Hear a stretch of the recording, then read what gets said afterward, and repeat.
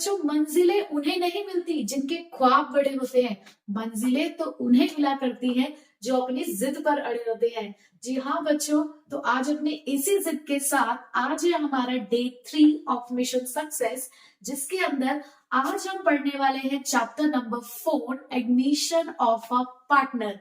तो बच्चों, हमारा ये सफर आज तीसरे दिन पर पहुंच चुका है और मैं ऐसी उम्मीद करती हूँ कि पिछले 2 दिन में अब तक आपको जो भी पढ़ाया गया है वो आपने पूरी मेहनत और लगन के साथ पढ़ा होगा और आपने उसी के साथ साथ क्वेश्चंस भी सॉल्व किए होंगे। मैं ये बात भी बहुत अच्छे से जानती हूँ कि आप लोगों को वीडियोस थोड़ी सी लेट रिसीव हो रही है। उसका एक बहुत बड़ा कारण है, जो मैं इसके लिए एक सेपरेट वीडियो बनाकर आपको कारण जरूर समझाऊंगी।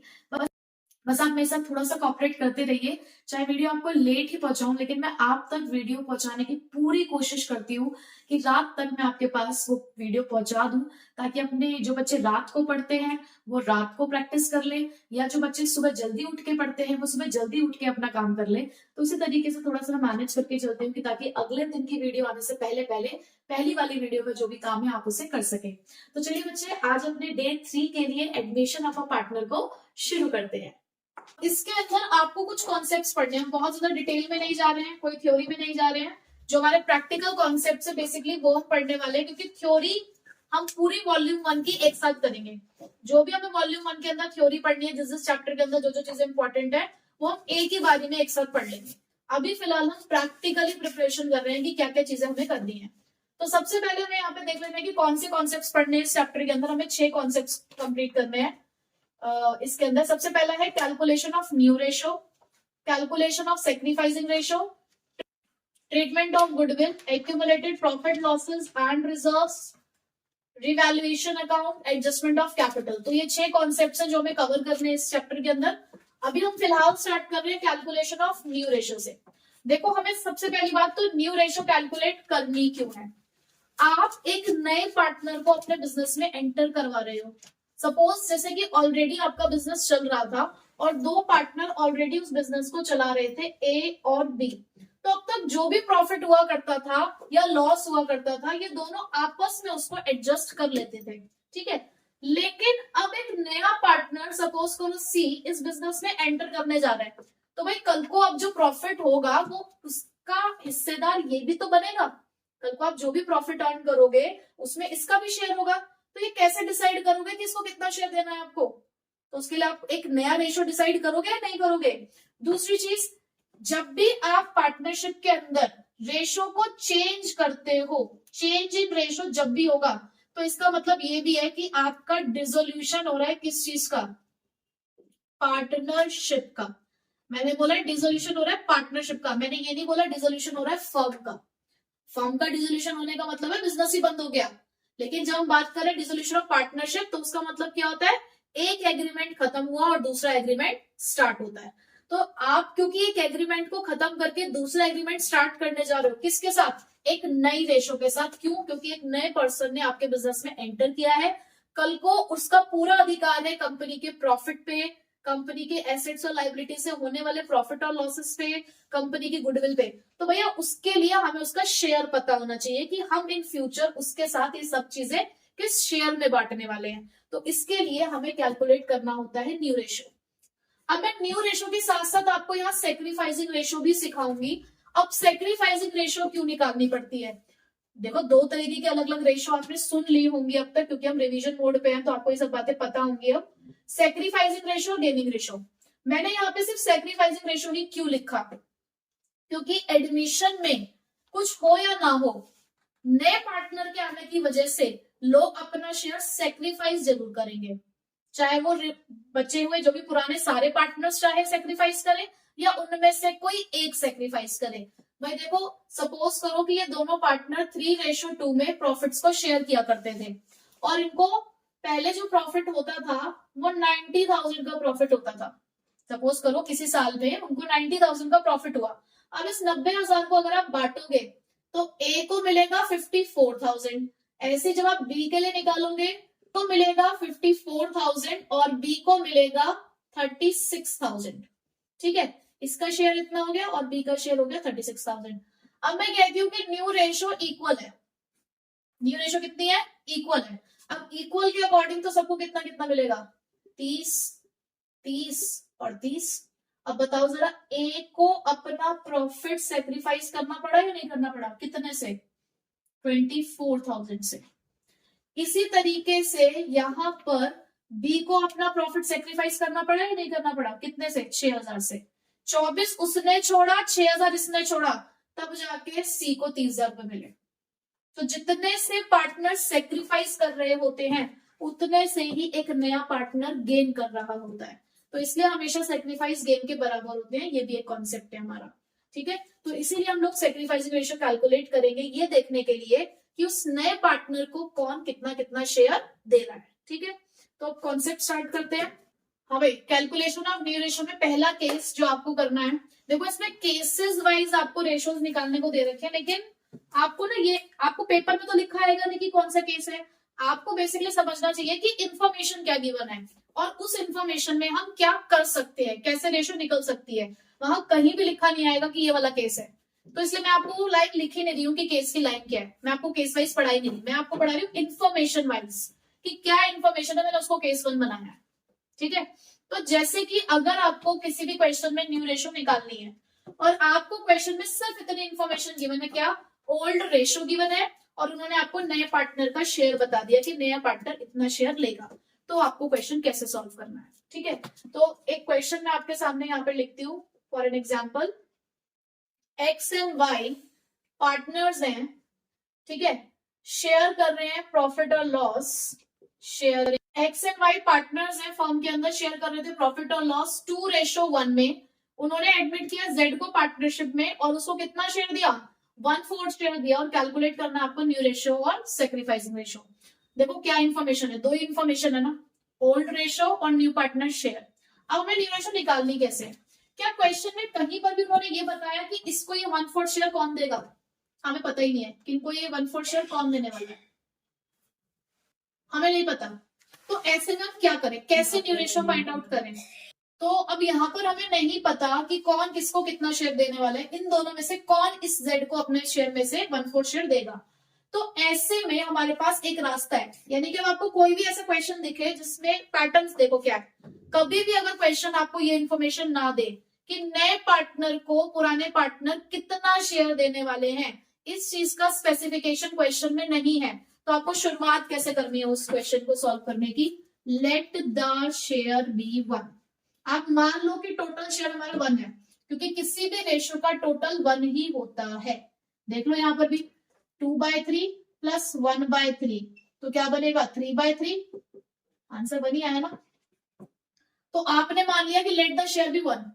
अब आपको ये तो पता है ना कि सी को शेयर कितना देना है, तो आप एक काम करो, पहले इस 1 में से सी को शेयर दे दो। तो आप ये लिखोगे remaining share of X and Y, और 1 में से 1/4 आपने माइनस कर दिया। कितना बचा शेयर? 3/4। किसका है ये शेयर? एक्स और वाई का। आपने पूरे शेयर में से पहले पहले जेड को शेयर दे दिया। अब ये शेयर किसका है? एक्स और वाई का है। अब इस शेयर को इन दोनों ने आपस में बांटना है। अब इन दोनों को भी तो डिसाइड करना होगा कि आपस में कैसे बांटेंगे। क्वेश्चन में लिखा है कैसे बांटेंगे? नहीं। तो हमारे सामने एक ही सॉल्यूशन है, जैसे पहले बांटा करते थे वैसे ही बांट लेंगे। तो एक्स का न्यू शेयर आएगा 3/4 इंटू 2/3 यानी कि 6/12, और y का न्यू शेयर आएगा 3/4 इंटू 1/3 यानी कि 3/12। यहीं पे आप z का शेयर लिखो 1/4, लेकिन किसी भी रेशियो को बनाने के लिए सबके डिनोमिनेटर सेम होने चाहिए। तो आप एलसीएम लो या सीधे इसको 3 से मल्टीप्लाई 3 से डिवाइड, तो ये आ गया 3/12। तो आपके सामने न्यू रेशियो आ चुकी है 6:3:3, जिसको आप लिख सकते हो 2:1:1। अब मैं आपसे पूछूं इसी क्वेश्चन में सेक्रीफाइसिंग रेशियो क्या है? वैसे सेक्रीफाइसिंग रेशियो का फॉर्मूला क्या होता है? Old ratio minus new ratio. But हमारे पास सेक्रीफाइसिंग रेशियो को डायरेक्ट निकालने का तरीका भी है। सेक्रीफाइसिंग रेशियो का मतलब क्या है कि पुराने पार्टनर ने किस रेशियो में सेक्रीफाइस किया। कुछ भी इंफॉर्मेशन मेंशन है क्वेश्चन के अंदर? नहीं। तो वो आपस में कैसे सेक्रीफाइस करेंगे? इस ओल्ड रेशियो में। यही ओल्ड रेशियो उनका बेस है। तो इस केस के अंदर ओल्ड रेशियो ही सेक्रीफाइसिंग रेशियो होती है। यानी कि यहां पर सेक्रीफाइसिंग रेशियो क्या है? 2:1। ये कॉन्सेप्ट आपका काम आएगा 6 नंबर के क्वेश्चन में, जब आपको सैक्रिफाइसिंग रेशो चाहिए होती है। तो इतना सब कुछ थोड़ी करोगे कि पहले न्यू रेशो निकालोगे फिर ओल्ड माइनस न्यू अप्लाई करोगे। आपको क्वेश्चन में ओल्ड रेशो दे रखे सीधे वही सैक्रिफाइसिंग रेशो है, ठीक है। नेक्स्ट केस है हमारे पास। अब नेक्स्ट केस में इंफॉर्मेशन एक बढ़ गई है। प्रीवियस केस में हमारे पास ओल्ड रेशो थी, नए पार्टनर का शेयर था, बस। इस केस में हमारे पास ओल्ड रेशो गिवन है, और गिवन नहीं भी हो तो भी चलेगा। न्यू पार्टनर का शेयर गिवन होगा और फ्यूचर रेशो गिवन होगी ओल्ड पार्टनर्स की। मैंने लिखा है future ratio of old partners, मैंने ये नहीं लिखा न्यू रेशो, क्योंकि न्यू रेशो बनेगी नए वाले पार्टनर को मिलाकर, ठीक है। तो देखो क्वेश्चन किस तरीके से हो सकता है। लिखा है A and B are partners in a firm sharing profits in the ratio of 3:2। ये आपको क्वेश्चन में ओल्ड रेशो मिल गई। They admit C into the partnership for 1/3 share, ये सी का शेयर मिल गया हमें। A and B will share the profits in future in 2:1, ये एक्स्ट्रा इंफॉर्मेशन है। यहां उन्होंने ये बताया कि ए और बी ऑफ फ्यूचर में आपस में जो शेयर करेंगे प्रॉफिट वो 2:1 में करेंगे। अब इस क्वेश्चन में भी वो बात सेम है जो प्रीवियस वाले क्वेश्चन में थी कि नए पार्टनर को 1/3 शेयर देगा कौन, ये बात तो यहां पर भी क्लियर नहीं है। तो मैंने अभी आपको क्या बताया कि अगर इस बात की क्लैरिटी ना हो कि कौन सा पार्टनर नए वाले पार्टनर को कितना शेयर दे रहा है, तो सॉल्व करने का तरीका एक ही है। कौन सा? Let the share be 1। शुरुआत आपको इससे ही करनी है। फिर अगर आपको क्वेश्चन स्पेसिफाई नहीं करता कि पुराने पार्टनर में से कौन कितना कितना अपना शेयर दे रहा है, ठीक है, तो लेट द शेयर बी 1 और उसके बाद आप लिखेंगे remaining share of A and B, तो 1 माइनस 1/3 यानी के 2/3, ठीक। अब आप निकालोगे एज न्यू शेयर, ए का नया शेयर। अब देखो ये 2/3 ए और बी का शेयर है, ये आपस में बांटेंगे। प्रीवियस केस में हमें ये रेशो नहीं दे रखी थी तो हमने ओल्ड रेशो में बांट दिया था, पर यहां तो उन्होंने बताया ना कि पुराने पार्टनर कौन सी रेशो में बांटेंगे आपस में, 2:1 में। तो ठीक है, 2/3 का 2/3, क्योंकि 2/3 आएगा, 2+1, तो ये कितना आ गया इसका शेयर 4/9। ऐसे ही आप 20 न्यू शेयर निकालोगे तो 2/3 इंटू 1/3, तो ये आ गया 2/9। और सी के शेयर के लिए जस्ट आपको क्या करना है, डिनोमिनेटर सेम, भाई 1/3 तो में से दे ही रहे हैं, 9 बनाना है सबके अपॉन में, तो 3 से मल्टीप्लाई 3 से डिवाइड, तो ये हो गया 3/9। तो न्यू रेशो आपकी निकल कर आई 4:2:3। अब बात आती है सेक्रीफाइसिंग रेशो की। हमने न्यू रेशो तो निकाल ली, क्या इस केस में आप मुझे बता सकते हैं कि सेक्रीफाइसिंग रेशो क्या है? नहीं, उसमें नहीं बता। हाँ, ये इकलौता ऐसा केस है जहां पर आप डायरेक्टली नहीं निकाल सकते, यहां आपको फॉर्मूला अप्लाई करना ही पड़ेगा, old ratio minus new ratio. तो सबसे पहले अप्लाई करते हैं ए के लिए इस चीज को। ए की ओल्ड रेशो क्या है आपके पास 3/5 और न्यू रेशो क्या निकल कर आई आपके पास 4/9। आप एलसीएम लेंगे 45 यानी कि 12 माइनस 20, तो गेन कर रहा है,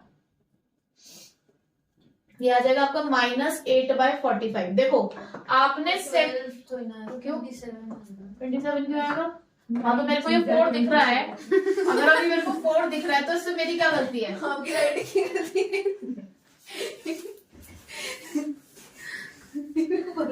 पूरा डालिया।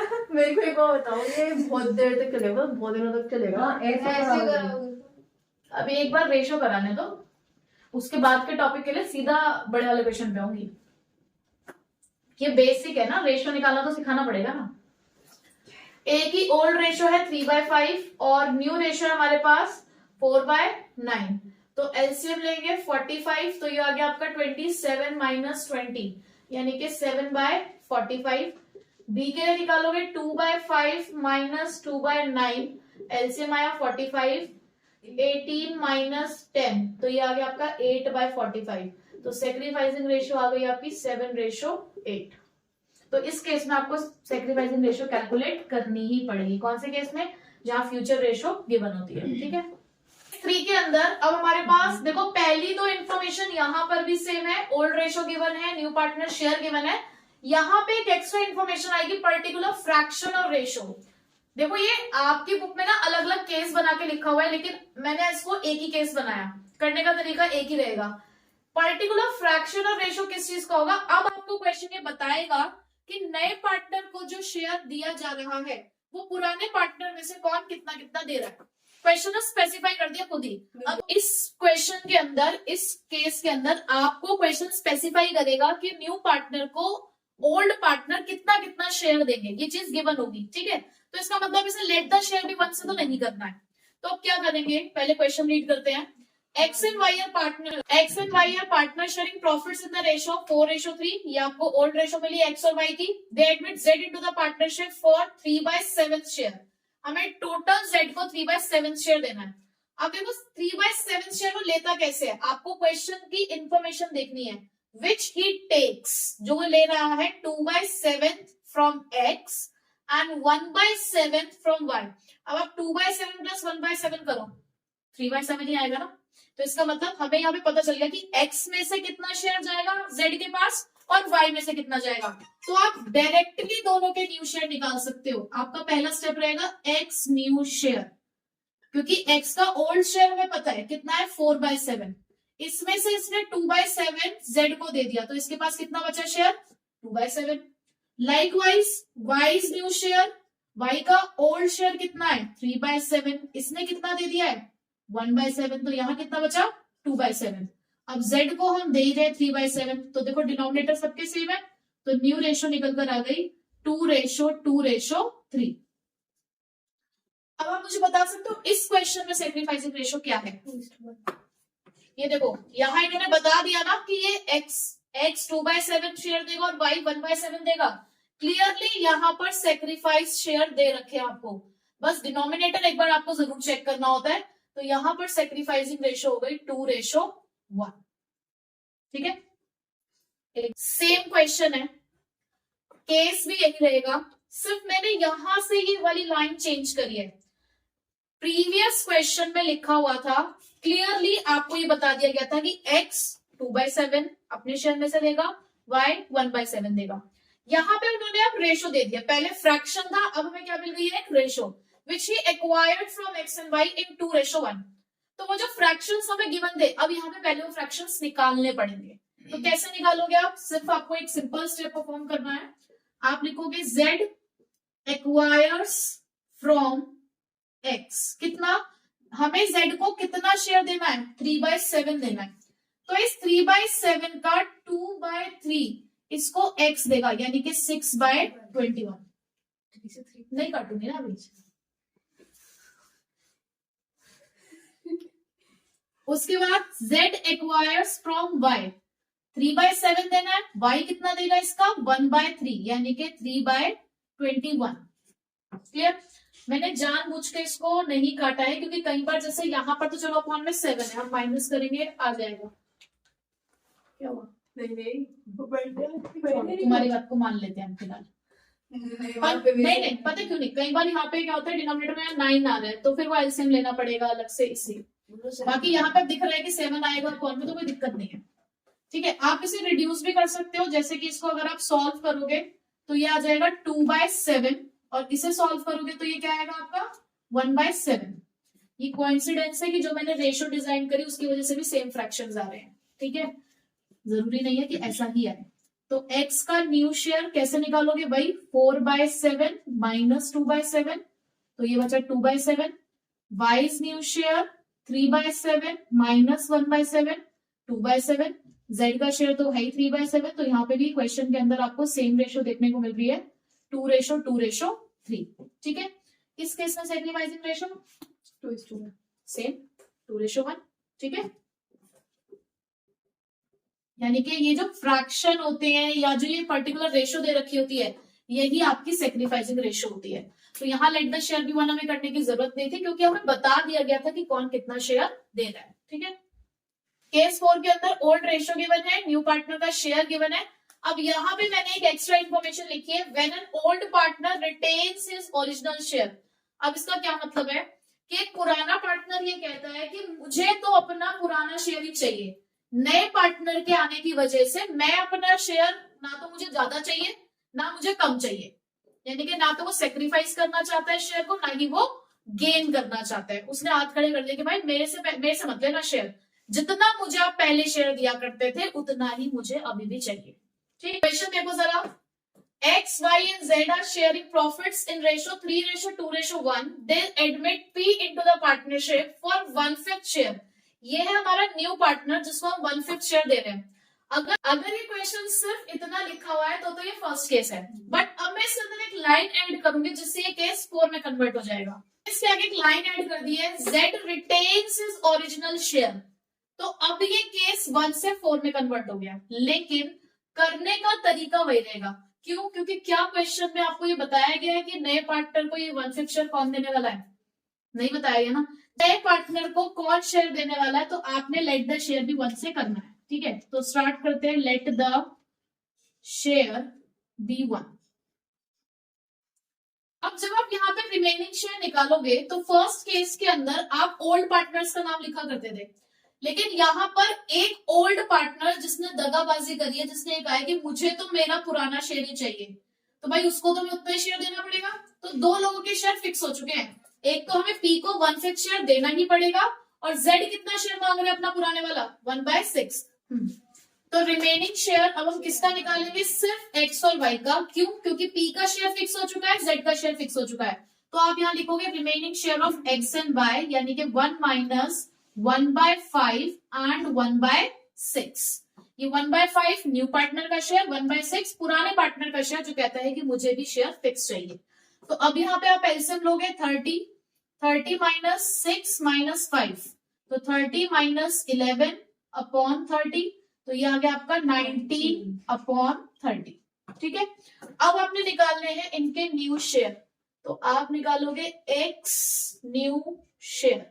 ऑलरेडी उसका शेयर कितना है? ये वाला शेयर बांटना है ना. तो 19/30 इंटू, अब किससे मल्टीप्लाई करोगे? किससे मल्टीप्लाई करते थे आप वहां पे? ओल्ड रेशियो से. तो ओल्ड रेशियो 3/6 लिखूं, 2 पार्टनर में बटना है ना सिर्फ, तो रेशियो भी 2 की ली जाएगी. तो आप यहाँ पे लिखोगे 3/5. तो ये आ गया आपका 57/150. Y's न्यू शेयर 19/30 इंटू 2/5, यानी कि 38/150. तो Z का तो ओरिजिनल शेयर हमारे पास 1/6 था ही, सिर्फ आपको डिनोमिनेटर सेम करना है. तो 150 आपको बनाना है डिनोमिनेटर में. तो किससे मल्टीप्लाई किया जाए बताइए? मल्टीप्लाई करोगे 25 से मल्टीप्लाई, 25 से डिवाइड, तो ये हो गया 25/150. P हमारा जो नया पार्टनर था 1/5, उसके लिए 30 से मल्टीप्लाई, 30 से डिवाइड, 30/150. तो न्यू रेशो निकल कर आई है 57:38:25:30. इस केस में सेक्रीफाइसिंग रेशो क्या होगी? किन पार्टनर्स ने सेक्रीफाइस किया है? पुराने पार्टनर सिर्फ 3 थे. 3 में से एक ने तो कह दिया मुझे मेरा शेयर चाहिए, तो क्या उसने कुछ सेक्रीफाइस किया है? नहीं. किसने सेक्रीफाइस किया है? सिर्फ X और Y ने. और कौन से शेयर में क्या होगा? 3:2. तो यहां पर भी सेक्रीफाइसिंग रेशो आप डायरेक्टली कैलकुलेट कर सकते हो. ठीक है, केस 5th है हमारे पास. ओल्ड रेशो गिवन है और यहां पर पहली बार हमें एक ऐसी सिचुएशन दिखी जहां पर न्यू पार्टनर शेयर ही गिवन नहीं है. तो ये सबसे बड़ी पहचान है इस केस की कि आपको न्यू पार्टनर का शेयर गिवन नहीं होगा और जो ओल्ड पार्टनर्स होंगे वो अपने शेयर का कुछ पार्ट सेक्रीफाइस कर रहे होंगे. देखो यहाँ पर आपको एक कॉन्सेप्ट भी समझना है ऑफ और फ्रॉम का. अगर फ्रॉम वर्ड लिखा है तो इसका मतलब सीधे सीधे आपको उनके शेयर में से माइनस करना है. फ्रॉम के अंदर आपने करना है माइनस, क्योंकि आपको उनके शेयर में से सीधे सीधे माइनस करना है.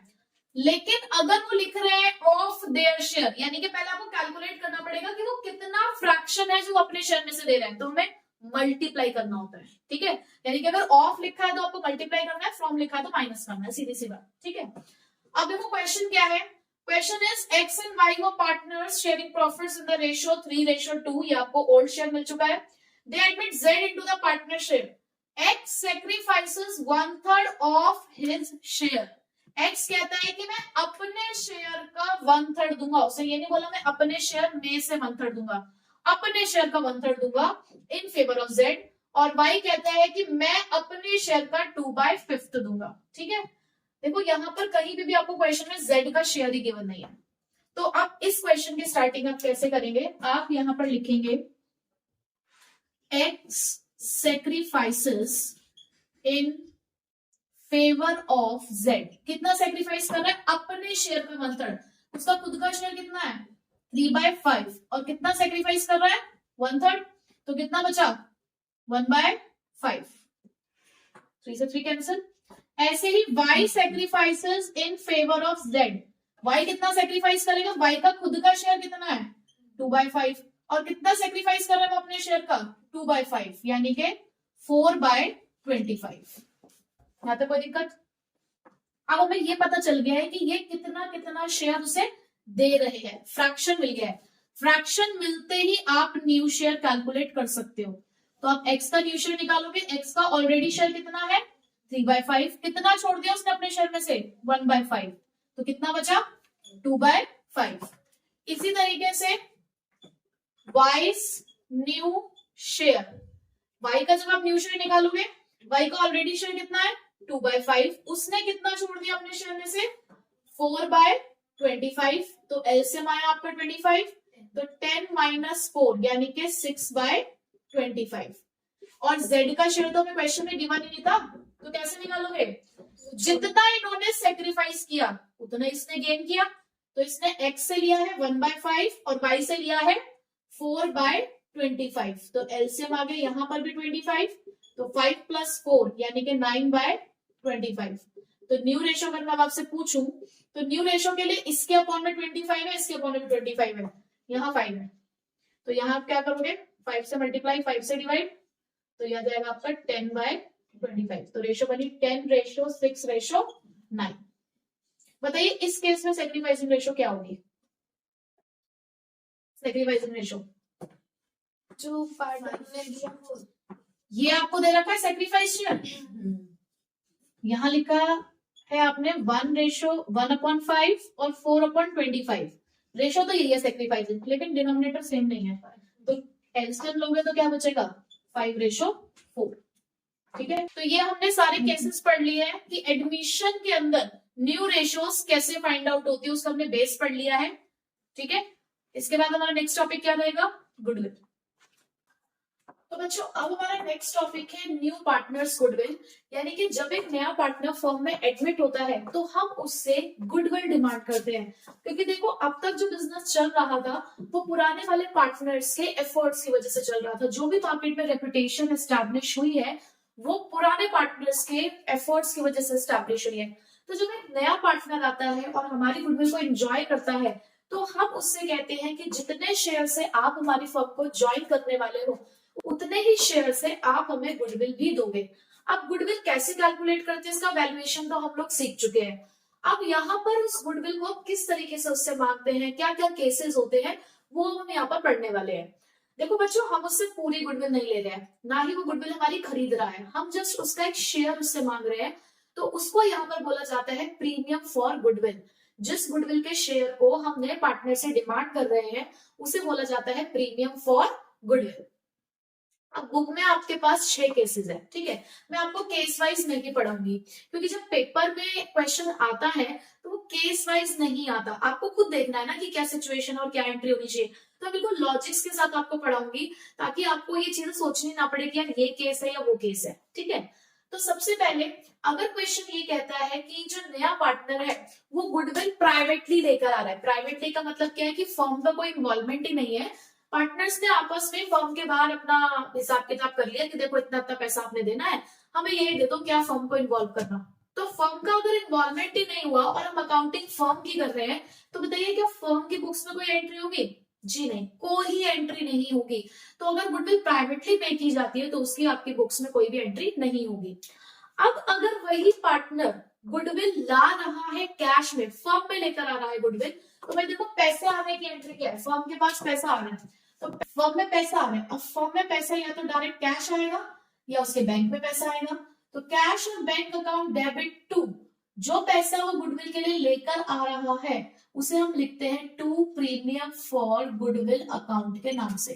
किस नाम से? To premium for goodwill account. अब क्यों हमने यहाँ पे टू प्रीमियम फॉर गुडविल को क्रेडिट किया? क्योंकि ये जो पैसा आया है ये फर्म की लायबिलिटी है। क्यों?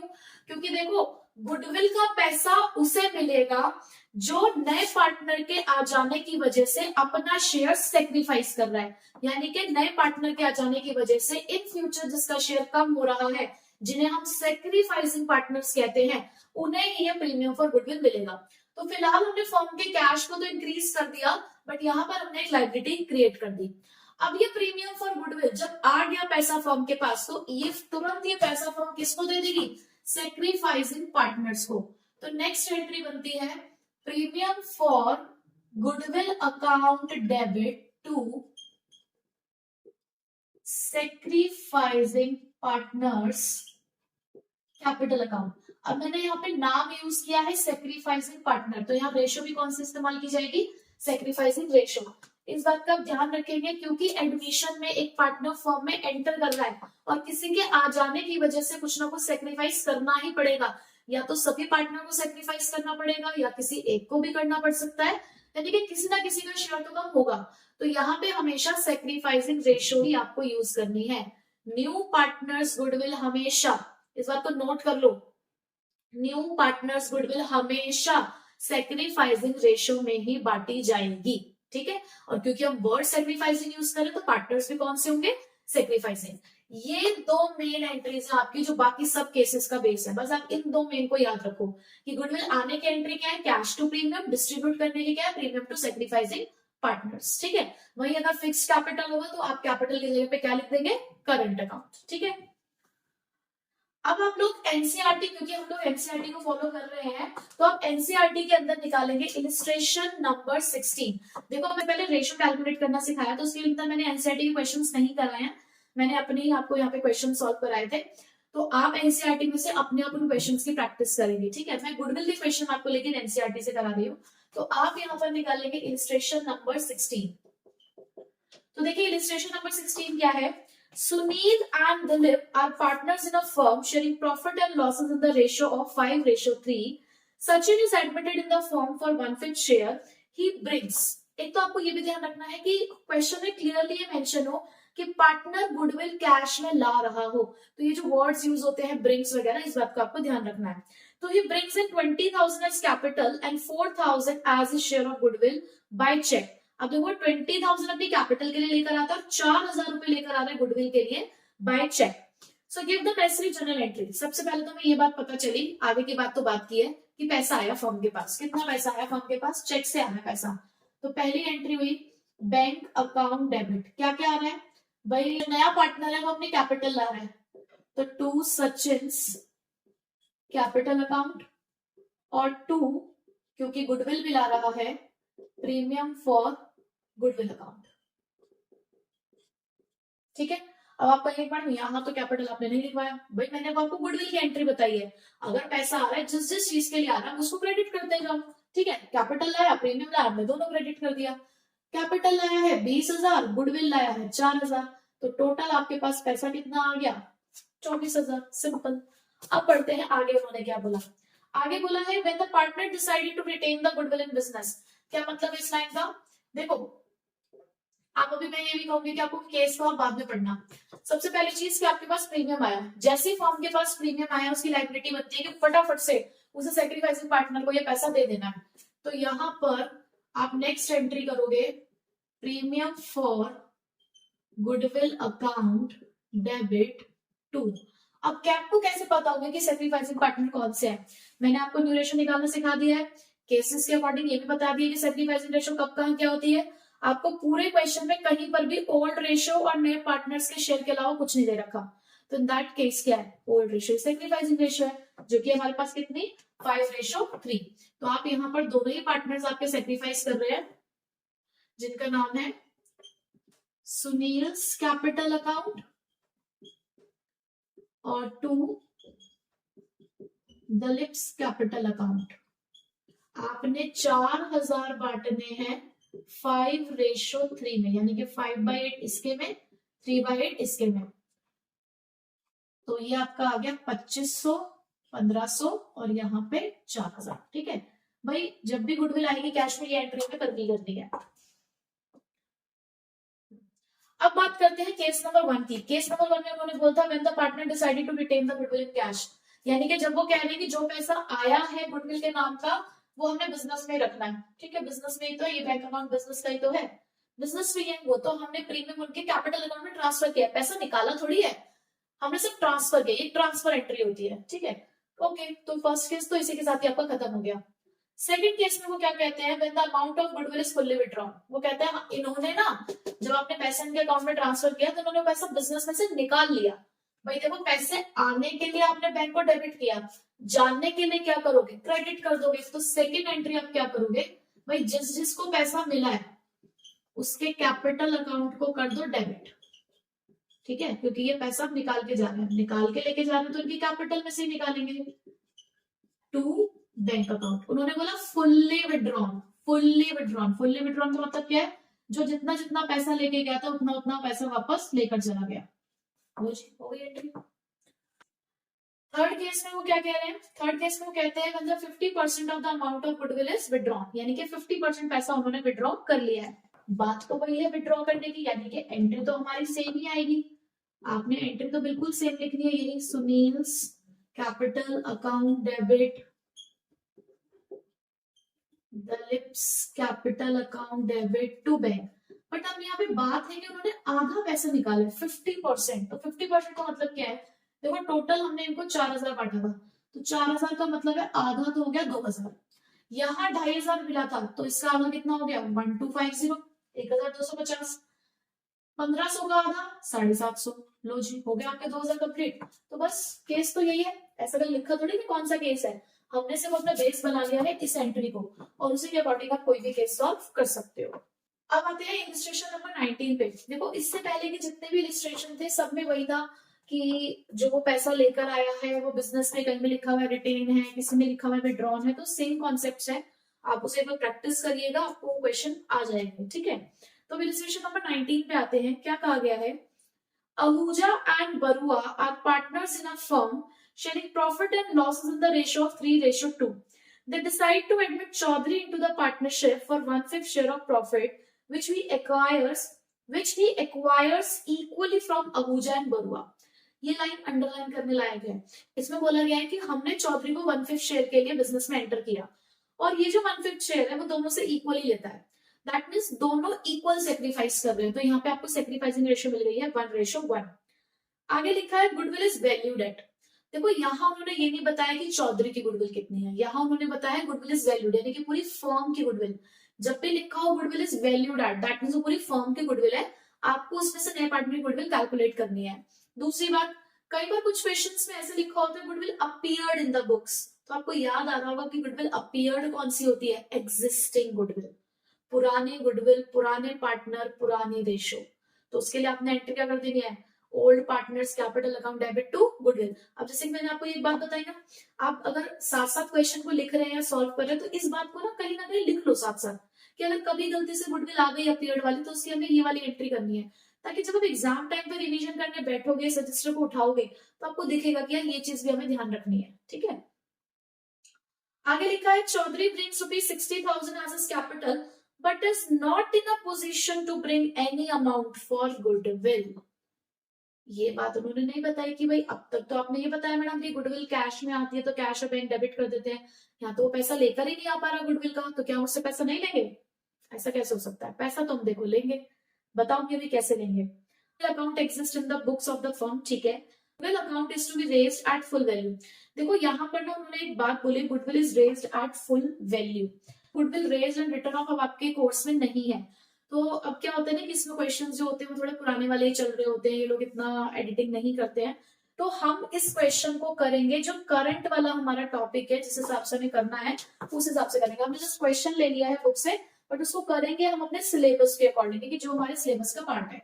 तो बच्चों देखो सिलेबस के अकॉर्डिंग अब हमें क्या करना है, हमें एंट्री करनी है, ठीक है। सबसे पहले हमें क्वेश्चन में ये पता चला कि जो चौधरी है वो 16,000 की कैपिटल लेकर आता है और कुछ नहीं लेकर आया है, तो यहाँ पर आप पहली एंट्री कर दो बैंक अकाउंट डेबिट, आप कैश अकाउंट भी लिख सकते हो, no problem, to Chaudhary's capital account, कितने से, 16,000 से।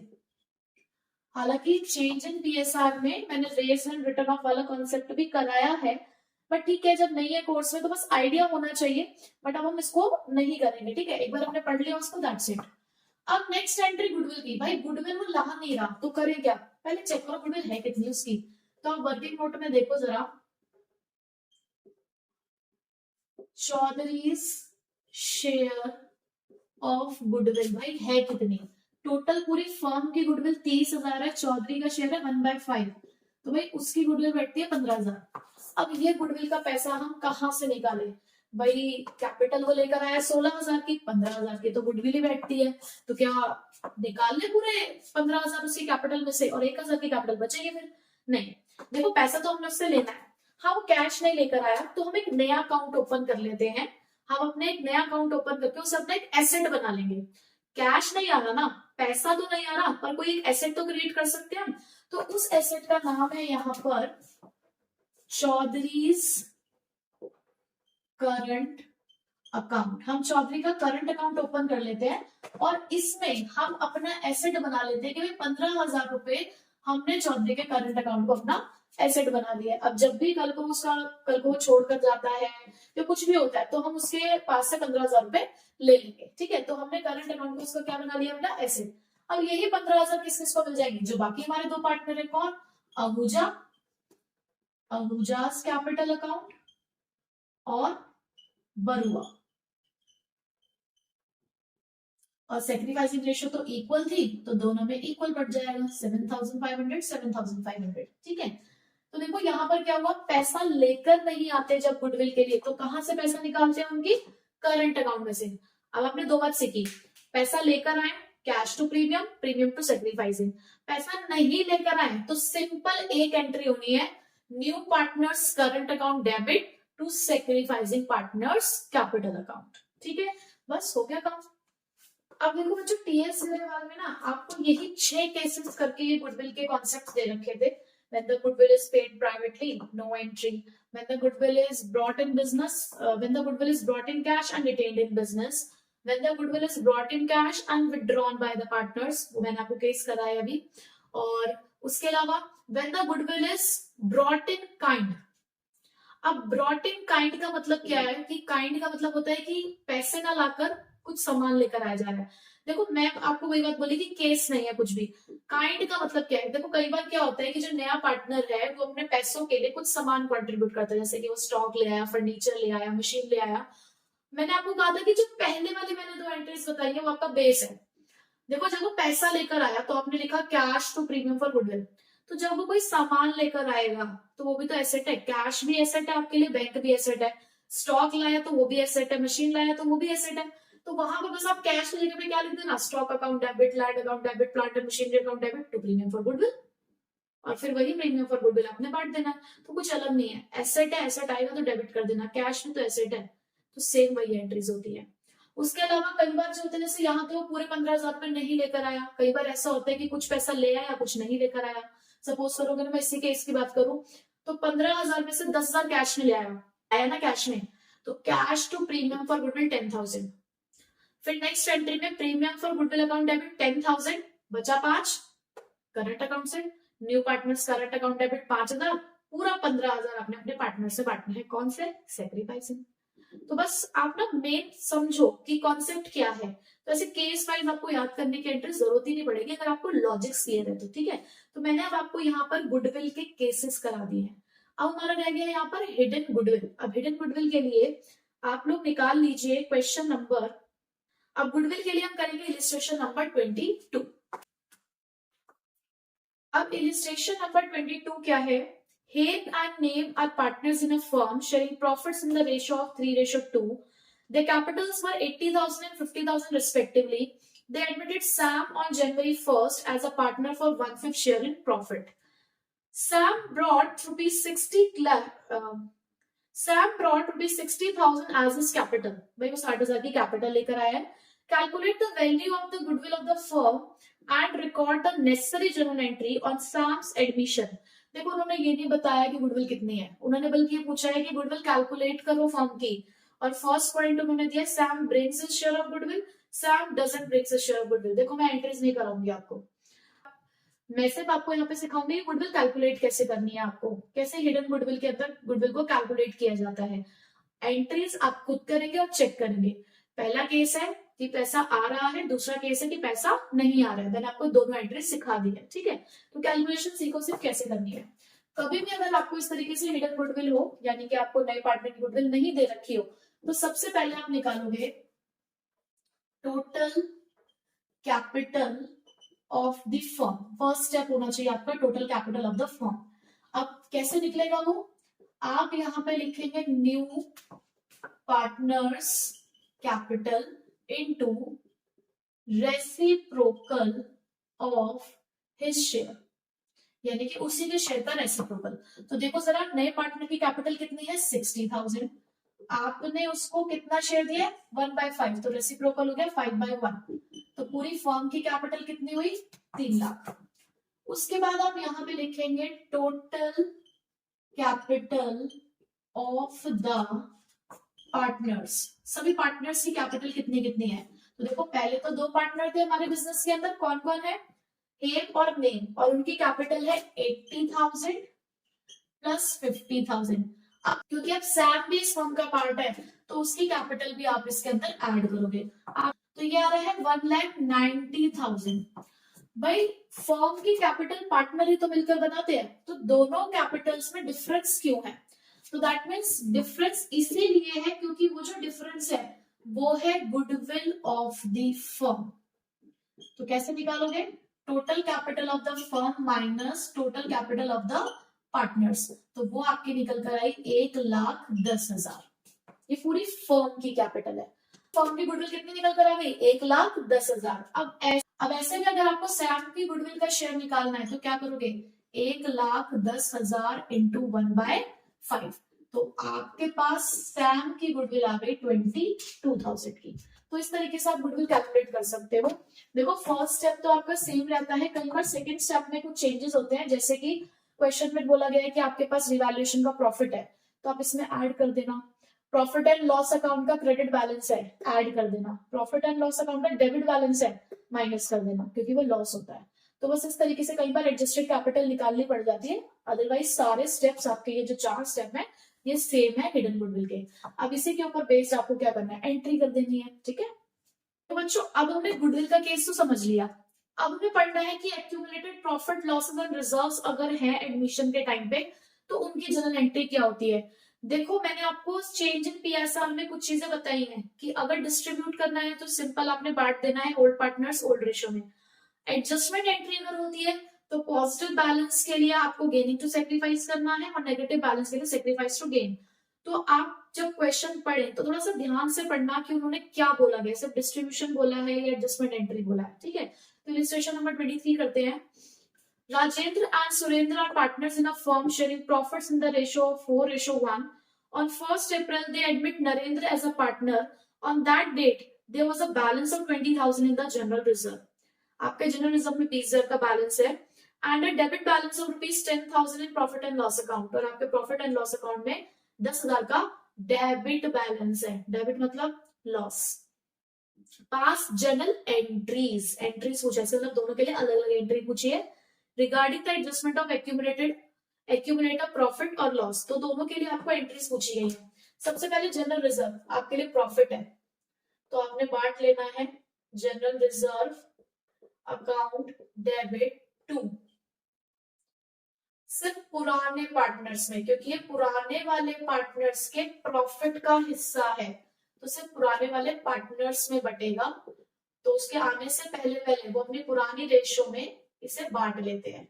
तो आपके पास 20,000 का ये जनरल रिजर्व था, 4:1 में आपको बांटना है, तो ये आपका आएगा 16,000 और 4,000, ठीक है। अब आप ऐसा नहीं कर सकते भाई प्रॉफिट तो हमने बांट लिया, लॉस उसके लिए रख दिया कि ठीक है वो आएगा तो तीनों में बांटेंगे, नहीं। अगर प्रॉफिट आप उसके आने से पहले बांट रहे हो ओल्ड रेशियो में तो भाई लॉस भी आपने ओल्ड रेशियो में ही बांटना है। तो लॉस के लिए इनके कैपिटल अकाउंट्स क्या हो जाएंगे, डेबिट। देखो भाई जिसका नुकसान उसे डेबिट किया करो, जिसका फायदा उसको क्रेडिट कर दिया करो, सिंपल सी बात है, ठीक है। तो लॉस के लिए हमने एंट्री कर दिया है, पार्टनर्स को डेबिट कर दिया, प्रॉफिट एंड लॉस को क्रेडिट। ये 10,000 का हमारे पास लॉस है जो कि 4:1 में ही बटेगा, ओल्ड रेशियो में ही हम इसे बांट रहे हैं, तो 8,000 और 2,000। बस इस तरीके से आपने एक्यूमुलेटेड प्रॉफिट और लॉस की एंट्री करनी है। सेम कॉन्सेप्ट्स हैं, आगे रिटायरमेंट में डेथ में सब में सेम होने वाला है, ठीक है। इलस्ट्रेशन नंबर 24 कॉन्सेप्ट्स हमने पढ़ लिए हैं। अब ये जो क्वेश्चन है ये जर्नल एंट्री पे बेस्ड है और जर्नल एंट्रीज के अंदर आप फिर रिवैल्यूएशन की भी सीख लोगे और अगर एक पूरा क्वेश्चन आता है तो उसके अंदर जनरल एंट्री कैसे करते हैं हम वो भी इसके अंदर कवर कर लेंगे, ठीक है। तो देखो इलस्ट्रेशन नंबर 24 क्या है, following is the balance sheet of A and B who share the profits in the ratio of 3:2। एक प्रॉपर बैलेंस शीट है आपके पास, and on that date C is admitted into the partnership on the following terms. C is to bring in rupees 15,000 as capital and rupees 5,000 as premium for goodwill for 1/6 share। Question में information है कि 15,000 की capital I है और 5,000 का premium आया है जिसमें सी को मिलता है 1/6 शेयर, ठीक है। पॉइंट के अंदर stock is reduce by 10% while plant and machinery appreciated, यानी कि हमें रिवैल्यूएशन के कुछ पॉइंट्स दे रखे हैं। Record general entry prepare revaluation partners capital account. देखो इतना बड़ा क्वेश्चन तो नहीं आता है कि आपको जनरल एंट्री भी करनी हो, revaluation account, partners capital account ये बनाना हो, या तो होगी सिर्फ जनरल एंट्री या उसके साथ हो सकता है बैलेंस शीट या पार्टनर्स कैपिटल अकाउंट, या सिर्फ जनरल एंट्री भी आ सकती है, या रिवैल्यूएशन और partners capital account, revaluation and balance sheet, या partners capital account and balance sheet. तो इस तरीके का क्वेश्चन आ सकता है। तो इस क्वेश्चन में मैं सिर्फ आपको जनरल एंट्री कराऊंगी, ठीक है। स्टार्टिंग कहां से करते हैं जनरल एंट्री करने की, स्टार्टिंग कहां से होनी चाहिए, बैलेंस शीट से।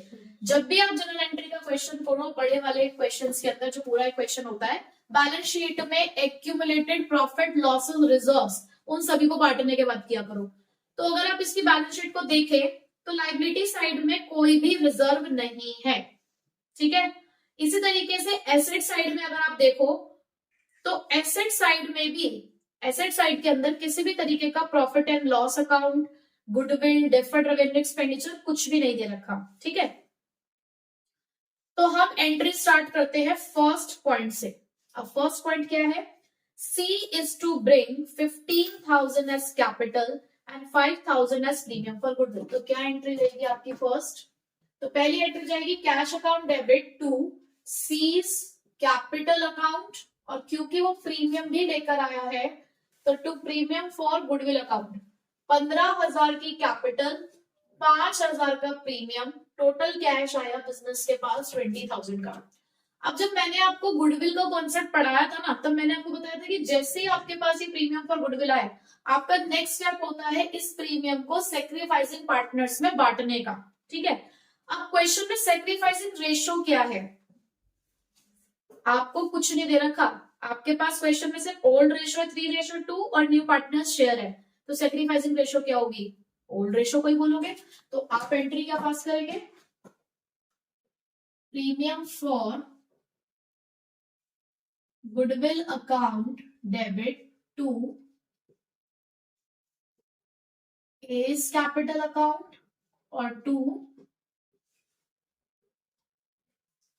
बीस कैपिटल अकाउंट। हमें सिर्फ 5,000 बांटना है और रेशो क्या है 3:2, तो 5,000 इंटू 3/5 और 5,000 इंटू 2/5, तो ये हो गया आपका 3,000 और 2,000, ठीक है। नेक्स्ट देखो, अब हमारे पास रिवैल्यूएशन के कॉन्सेप्ट है। देखो जो फायदे हैं उसके लिए आपको क्या करना है, रिवैल्यूएशन को क्रेडिट, और नुकसान के लिए डेबिट। एसेट्स और लायबिलिटीज के लिए हम रिवैल्यूएशन बनाते हैं, तो अगर एसेट्स की वैल्यू बढ़े और लायबिलिटीज की वैल्यू घटे तो ये हमारे लिए फायदा है, तो रिवैल्यूएशन को क्रेडिट करेंगे। एसेट्स की वैल्यू घटे और लायबिलिटीज की वैल्यू बढ़े तो ये हमारे लिए नुकसान है, इसके लिए रिवैल्यूएशन को डेबिट करेंगे, ठीक है। तो अब देखो क्वेश्चन में हमारे पास सेकंड पॉइंट में लिखा है कि value of stock is reduced by 10%, फायदा है नुकसान, तो रिवैल्यूएशन डेबिट। तो यहां आप लिखेंगे revaluation account debit to stock. 10% से आपको स्टॉक को रिड्यूस करना है। आपके पास स्टॉक है 15,000 का, तो 15,000 का 10% 1,500। अभी हम यहाँ पर वैल्यू नहीं लिखेंगे। इसके बाद while plant and machinery is appreciated by 10%। देखो प्लांट एंड मशीनरी की वैल्यू बढ़ रही है तो ये हमारे लिए फायदे की चीज है, तो रिवैल्यूएशन क्रेडिट। तो थोड़ा सा स्पेस छोड़ के मैंने फोर्थ एंट्री करनी है, plant and machinery account debit to revaluation. कितने से बढ़ रही है वैल्यू आपकी प्लांट एंड मशीनरी की, 10% से। देखो प्लांट एंड मशीनरी 30,000 की है तो 3,000 से बढ़ गई। अभी हम यहाँ पर भी वैल्यू नहीं लिखेंगे। Furniture is devalued at 9,000। देखो फर्नीचर आपके पास ऊपर 10,000 का और अब 9,000 का हो गया है। 1000 से कम हो गया है तो आपके लिए नुकसान है। तो आप यहाँ लिखोगे टू फर्नीचर अकाउंट 1000। देखो एक ही बारी में एंट्री करेंगे ताकि हमें प्रॉफिट और लॉस निकालने में भी हेल्प हो। ऐसे बहुत सारी एंट्रीज हो जाती है तो दिक्कत होती है। Next, a provision for doubtful debts is to be created on sundry debtors at 5%। 5% का प्रोविजन भी बनाना है आपको डेटर्स पे। तो फायदा है नुकसान? नुकसान, क्योंकि डेटर्स कम हो जाते हैं उतने से ही। तो डेटर्स है आपके पास 12,000 के, उसका 5% निकालोगे तो कितना बैठा आपका सर? 12,000 का 5% कितना होगा? 600। तो हमने प्रोविजन बना लिया है 5% का, तो प्रोविजन क्रिएट हुआ 600 का। उसके बाद इसी के आगे लिखा हुआ है and ₹200 is to be provided for an electricity bill. आपका कोई बिल भी था, आपको उसकी पेमेंट भी करनी है, तो वही अब आपकी लाइबिलिटी इंक्रीज हो गई। लाइबिलिटी इंक्रीज होना भी आपके लिए नुकसान है, तो वो भी हम इसके अंदर लिख देते हैं। यहाँ पे लिखोगे टू आउटस्टैंडिंग इलेक्ट्रिसिटी बिल। कितने का बिल है? 200 रुपए का। उसके बाद investment worth ₹1,000 not mentioned in the balance sheet is to be taken into the account. 1000 की एक इन्वेस्टमेंट है जिसको हमने बैलेंस शीट में अब तक लिखा ही नहीं है, तो अनरिकॉर्डेड एसेट। अनरिकॉर्डेड एसेट फायदा है नुकसान? फायदा है। तो फायदा है तो रिवैल्यूएशन तो क्रेडिट होगा, तो डेबिट आप क्या कर देंगे यहाँ पे? इन्वेस्टमेंट। उसके बाद लास्ट पॉइंट है a creditor of ₹100 is not likely to claim his money and is to be written off. एक 100 रुपए का हमारा क्रेडिटर ऐसा है जो हमसे पैसा नहीं मांग रहा है, तो हमें उस क्रेडिटर को कम करना है। हमारी लाइबिलिटी कम हो रही है, तो लाइबिलिटी कम होना हमारे लिए क्या है? फायदा। तो हम उसको यहां लिख देते हैं सन्ड्री क्रेडिटर्स अकाउंट के नाम से। तो अब रिवैल्यूएशन की सारी एंट्रीज हम कर चुके हैं, तो इधर का टोटल करना है पहले हमें। तो ये आ गया हमारा 3300।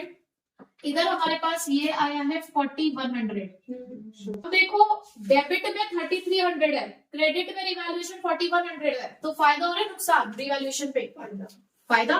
भाई आपका रिवैल्यूएशन की क्रेडिट साइड बड़ी आ रही है, डेबिट साइड छोटी आ रही है, तो आपको प्रॉफिट और रिवैल्यूएशन हुआ है।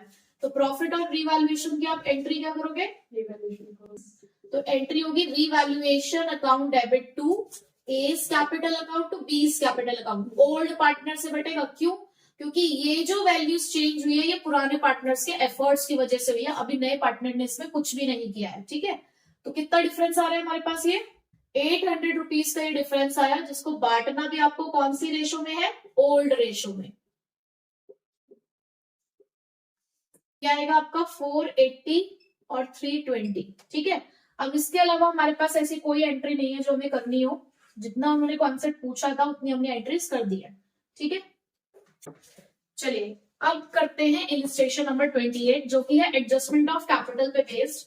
हालांकि इस क्वेश्चन में भी हमारे पास जनरल एंट्री है, सारे लेजर अकाउंट्स पूछे हुए हैं, हमने जनरल एंट्री करना सीख लिया है कि कैसे करते हैं। अब हम इसमें अकाउंट बनाना सीखेंगे कि किस तरीके से अकाउंट्स बनते हैं और कैपिटल की एडजस्टमेंट होती है। ठीक है, तो कैपिटल एडजस्टमेंट का क्वेश्चन है, हमने इसको केस की तरह नहीं पढ़ेंगे कि भाई ये वाला केस है, ये वाला केस है। हम टॉपिक को समझेंगे कि किस तरीके से वो हमें कह रहे हैं कि कैपिटल को फाइंड आउट करना है। ठीक है, देखिए तो illustration number 28। A and B are partners in a firm sharing profits in the ratio of 2:1. C is admitted for 1 for sharing profit. He will bring in ₹30,000 as capital and the capitals of A and B are to be adjusted in the profit sharing ratio. देखो ये जो line यहाँ पर लिखी हुई है ना, ये बताती है कि कैपिटल एडजस्टमेंट का क्वेश्चन है। ध्यान से दोबारा पढ़ते हैं इसको। He will bring ₹30,000 as capital and the capitals of A and B are to be adjusted in the profit sharing ratio। यानी कि नया पार्टनर तो कैपिटल जो ला रहा है और उसके आने की वजह से रेशो बदलेगी, तो नई रेशो के हिसाब से हमें ए और बी की कैपिटल को एडजस्ट करना है। ठीक है, तो यहां से हमें पता है कि कैपिटल एडजस्टमेंट का क्वेश्चन है। बैलेंस शीट गिवन है, आपको चाहे पॉइंट्स गिवन है, तो भाई हम तो रिवैल्यूएशन कर रहे हैं, तो रिवैल्यूएशन के लिए हमें सबसे पहले पॉइंट्स देखने होते हैं। देखो पेपर में ना हमें टाइम मैनेजमेंट करना है, तो टाइम मैनेजमेंट के अंदर ये नहीं कि आप 2 से 3 बार क्वेश्चन को पढ़ रहे हो। जब आप क्वेश्चन को कर रहे होते हो तो आपको पैटर्न पता होना चाहिए। अगर जनरल एंट्री पूछी है तो बैलेंस शीट से क्वेश्चन को पढ़ना शुरू करेंगे, ऊपर की लाइन्स भी पढ़ेंगे। अगर रिवैल्यूएशन का क्वेश्चन है तो सीधे पॉइंट्स पे आएंगे। ठीक है, क्योंकि पॉइंट्स के बिना आप रिवैल्यूएशन नहीं बना पाओगे। तो पहला पॉइंट है C will bring 12,000 as a share of goodwill. क्या गुडविल रिवैल्यूएशन में आती है? कभी नहीं आती। ठीक है, building was valued at 45,000 and machinery at 23। ये हमारे काम की चीज है क्योंकि हमारे एसेट्स के बारे में बात हुई है।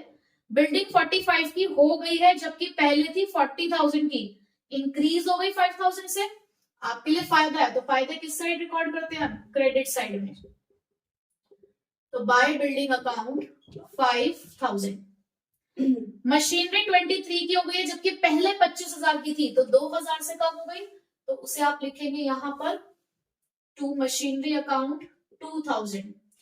उसके बाद प्रोविजन क्रिएट करना है 6% ऑन डेटर्स। ऑलरेडी कोई प्रोविजन नहीं है हमारे पास, तो न्यू प्रोविजन क्रिएट होगा। प्रोविजन क्रिएट करना हमारे लिए नुकसान वाली चीज है भाई एक तरीके से, और प्रोविजन हमारे डेटर्स को कम करते हैं, ठीक है। तो इसलिए हम इसको डेबिट साइड में लिख रहे हैं। डेटर्स हमारे पास 8,000 के, और 8,000 का 6% 480। Next, capital accounts on A और B are adjusted by opening current account. उन्होंने बोला है कि ए और बी की जो कैपिटल एडजस्टमेंट करोगे ना, तो कुछ डिफरेंस आएगा, उस डिफरेंस को करंट अकाउंट से एडजस्ट करना है। तो इसका रिवैल्यूएशन से क्या लेना देना है? कुछ भी नहीं। तो रिवैल्यूएशन बन गया आपका, ये साइड बड़ी दिख रही है, ये साइड छोटी दिख रही है, that means it is gain on revaluation. मैंने रियलाइजेशन तो नहीं बोला बोलिएगा। तो gain on revaluation transferred to, एक बार क्वेश्चन में ये जरूर चेक कर लेना कि कहीं करंट अकाउंट्स तो नहीं दे रखे पहले से भी, या फिक्स्ड कैपिटल मेथड तो नहीं है, क्योंकि फिर तो सारी चीजें करंट अकाउंट में जाएंगी, ठीक है। और अगर यहां से आपने गड़बड़ कर दी फिर वो गड़बड़ आगे तक होती रहेगी। तो पुराने पार्टनर्स में इधर का टोटल है 5,000, तो इधर के भी 5,000 लिखना है। जो डिफरेंस आएगा वो हम कौन सी रेशो में बांटेंगे? ओल्ड रेशो में, और ओल्ड रेशो हमारे पास 2:1। तो डिफरेंस आ रहा है 2520, जिसको आप बांटोगे कौन सी रेशो में? 2:1, यानी कि 2/3 इसमें और 1/3 बटेगा इसमें, ठीक है। तो डिस्ट्रीब्यूट करके आया 1680 और 840। तो अब हम इसके बाद क्या बनाएंगे? Partners capital account. देखो, जब भी आप कैपिटल अकाउंट बनाओ तो अब आपने सबसे पहला काम क्या करना है? कुछ भी ना आता हो तुम्हें तो भाई बैलेंस शीट से चीजें ट्रांसफर करनी आती हो। बैलेंस शीट में सबसे पहली चीज बैलेंस, जो भी कैपिटल के बैलेंस दे रखे हैं आपको वो ट्रांसफर करना है। देखो, बैलेंस से ऊपर आप कुछ नहीं लिख सकते, आप गलत कर दोगे कैपिटल अकाउंट को अगर आपने बैलेंस से लिखा दो, ठीक है। तो सबसे पहले आपने यहाँ पर लिखना है बाय बैलेंस बीडी। सबसे पहले ओपनिंग बैलेंस लिखे जाएंगे, कौन से वाले? जो बैलेंस शीट में लिखे हुए 50,000 और 32,000, ठीक है।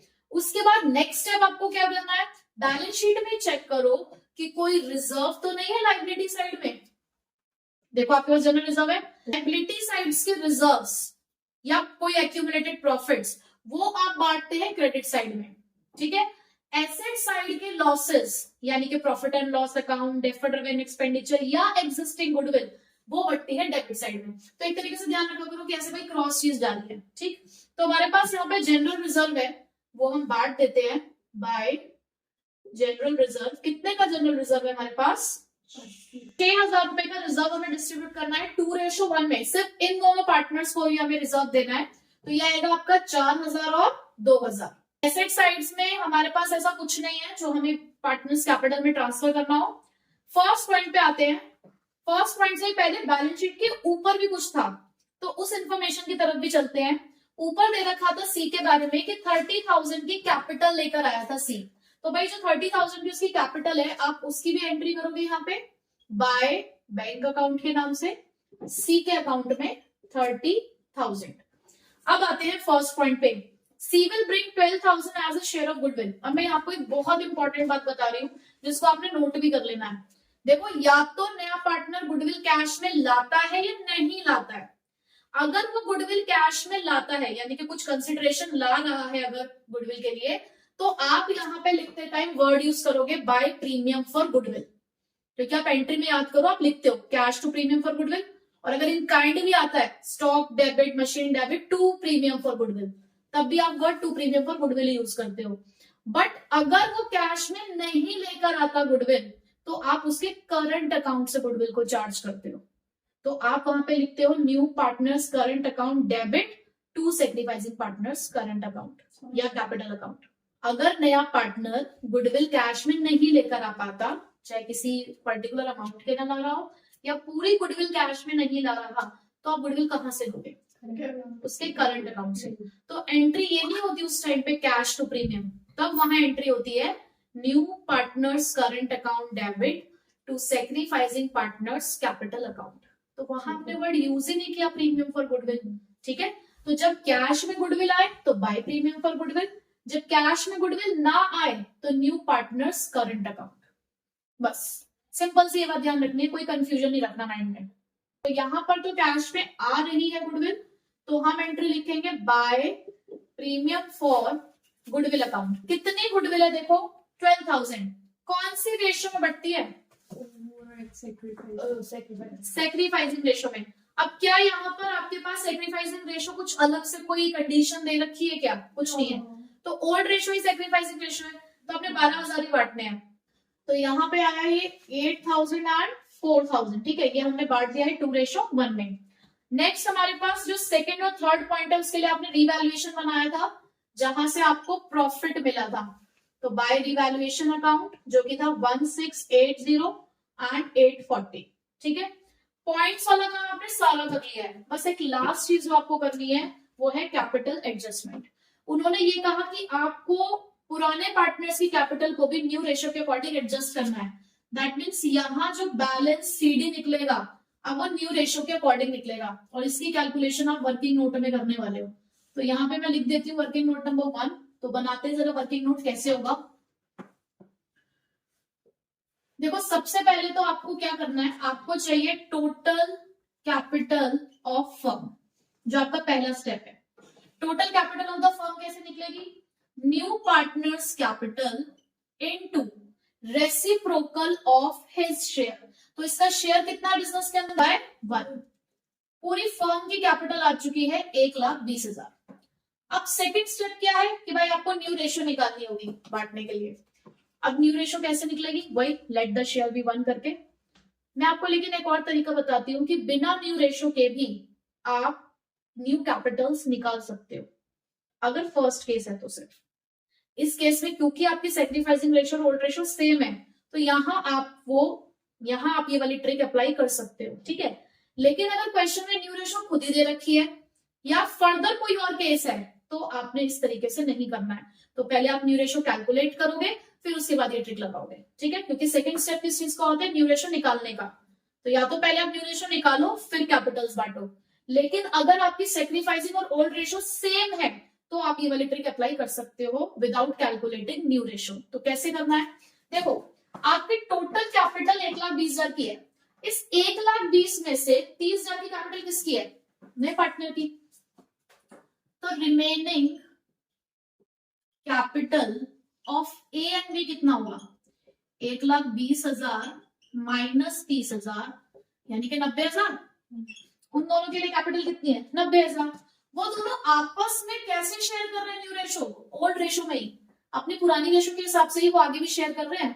तो दैट मीन्स 90,000 आप जब बांटोगे इन दोनों में, कौन सी रेशियो में? पुरानी रेशियो में बांटो 2/3 और 20 न्यू कैपिटल 90,000 इंटू 1/3 यानी कि 60,000 और 30,000। तो आपको इनकी न्यू कैपिटल मिल जाएगी। लेकिन ये सिर्फ कब अप्लाई करना है? जब ओल्ड रेशियो और न्यू रेशियो सेम हो। तब आप क्या करो, टोटल कैपिटल में से न्यू पार्टनर की कैपिटल माइनस करो, जो बची हुई कैपिटल है उसे ओल्ड रेशियो में ही बांट दो। तो ये अब आपको नई कैपिटल मिल चुकी है उनकी। तो अब इस न्यू कैपिटल को आपने यहाँ पे बैलेंस सीडी के आगे लिख देना है 60/30। और भाई नए वाले की तो है ही 30, उसकी कैपिटल में तो किसी भी तरीके का कोई चेंज नहीं आया है। अब बस आपको क्या करना है, नॉर्मल बैलेंसिंग जो करते हो आप, नॉर्मल बैलेंसिंग जो आप करोगे तो पहले इधर साइड का टोटल करो। आपको दिख रहा है कि ये वाली साइड आपकी बड़ी आ रही है, दिख रहा है ना? कितना टोटल आ रहा है इस साइड का? 54 और 8 62 63,680। इधर का टोटल आ रहा है 63,680। भाई इधर भी 63,680 लिखोगे, कितना डिफरेंस आ रहा है? 63,680 में से 60,000 3,680। तो ये 3,680 यहाँ लिख दो। अभी यहाँ क्या लिखना उसे छोड़ दो। ऐसे ही दूसरे वाले के लिए चेक करो, आपको दिख रहा है इधर का टोटल बढ़ा है इस साइड भी 38,840। इधर भी लिखोगे 38,840, डिफरेंस आ रहा है 8,840। सी के लिए ऐसा कोई भी डिफरेंस नहीं है क्योंकि सी की कैपिटल तो अभी अभी आई है, नहीं है वो। अब आप एक बार जरा इसके लास्ट लाइन पे आइए, fourth point. The capital accounts of A and B are to be adjusted by opening current account. यानी कि आपने कैपिटल एडजस्टमेंट करी, उसकी वजह से आपकी कैपिटल में दो अमाउंट का डिफरेंस आया, वो कहते हैं कहाँ ट्रांसफर करोगे इसको, करंट अकाउंट में। तो यहां आप लिख दोगे टू पार्टनर्स करंट अकाउंट, और क्योंकि ये आपने खुद फाइंड आउट किया बैलेंसिंग फिगर से, तो इसके ब्रैकेट में लिखोगे बैलेंसिंग फिगर। ठीक है, समझ आ गया आपको किस तरीके से कैपिटल एडजस्टमेंट करनी है। समटाइम्स यहाँ पर करंट अकाउंट की जगह पे क्या लिखा होता है, that the Capitals of the partners B adjusted by bringing in cash और पेइंग ऑफ द कैश। तो यहाँ पे बस फिर आप क्या लिख दोगे, कैश अकाउंट। ठीक है, क्लियर हो गया कैपिटल अकाउंट कैसे बनता है। देखो कैपिटल एडजस्टमेंट करनी नहीं भी आती हो तो यहाँ तक का काम तो आप कर सकते हो ना, इतना काम भी कर दोगे तो भी आपको हाफ मार्क्स मिल जाएंगे। तो कुछ भी छोड़ना नहीं है, जितना क्वेश्चन में आपको करना आता है उतना करना है। शीट बनाते हैं, बैलेंस शीट बनाने के लिए बेस लेना है पुराने वाली बैलेंस शीट को। तो बैलेंस शीट में सबसे पहले आपको क्रेडिटर्स दे रखे हैं। आप जब भी बैलेंस शीट बनाओ ना, साथ में रिवैल्यूएशन को भी देखो, क्योंकि वहां जिन जिन में चेंजेस हुआ था वो हमें चेंज करके ही लिखनी है वैल्यूज। हमारे क्रेडिटर्स में किसी भी तरीके के कोई चेंजेस नहीं आए हैं, तो 8000 के creditors as it is. Bills payable है हमारे पास, बिल्स पेबल में भी कोई चेंजेस नहीं हुए, 4000 के as it is. General reserve हम बांट चुके हैं, ठीक है। अब जनरल रिजर्व के अलावा लेकिन कुछ और यहाँ पर हम ऐड करने वाले हैं। आप पार्टनर्स कैपिटल अकाउंट बना के आए हो, वहां पर आपने देखा कि डेबिट साइड में करंट अकाउंट आए थे, तो वो करंट अकाउंट आप लाइबिलिटी साइड में लिखोगे, क्योंकि क्रॉस एंट्री ट्रांसफर होती है। लाइबिलिटी साइड क्रेडिट साइड को रिप्रेजेंट करती है, तो डेबिट वाले करंट अकाउंट कहाँ ट्रांसफर होंगे, लाइबिलिटीज में, और क्रेडिट वाले कहाँ ट्रांसफर होंगे, एसेट साइड में। ठीक है, तो यहाँ पे आप लिखोगे पार्टनर्स करंट अकाउंट, ए और बी के थे, तो 36808840 यानी कि 12520। उसके बाद यहाँ पे दे रखे हैं कैपिटल अकाउंट्स, तो कैपिटल अकाउंट्स भी आप लिखोगे। अब तीनों पे लिखोगे ए बी एंड सी। तो ए की कैपिटल आई थी 60,000, बी की कैपिटल आई थी 30,000 और सी की कैपिटल भी थी 30,000, तो टोटल 1,20,000। एसेट साइड में चले, कैश इन हैंड, हमने कैश वर्ड कहीं पर भी यूज नहीं किया है। Cash in hand 2000, cash at bank, अब इसमें हम चेंज करेंगे, क्यों, दो चीज लेकर आया था नया पार्टनर, एक अपनी 30,000 की कैपिटल और 12,000 की गुडविल, तो टोटल 42,000 वो फर्म में लेकर आया, तो 10,000 प्लस 42,000, तो टोटल बैंक बैलेंस कितना हो चुका है, 52,000। उसके बाद सन्ड्री डेटर्स, सन्ड्री डेटर्स में कुछ चेंज हुए थे, हमने 6% का प्रोविजन बनाया था डाउटफुल डेट्स के लिए, जो कि था 480। स्टॉक में कोई चेंजेस नहीं आया, तो 10,000 का stock as it is. Furniture में कोई चेंज नहीं आया, एज इट इज। मशीनरी 23,000 की हो चुकी है, लास्ट हमारे पास है 25,000 की हो चुकी है। अब आपने करना है दोनों साइड का टोटल, तो टोटल आ रहा है 1,44,520। अब आपको आंसर देके कंफ्यूज नहीं होना कि वहां पर कैश में चेंज है और हमारा हमने बैंक में चेंज किया, उससे कोई फर्क नहीं पड़ता।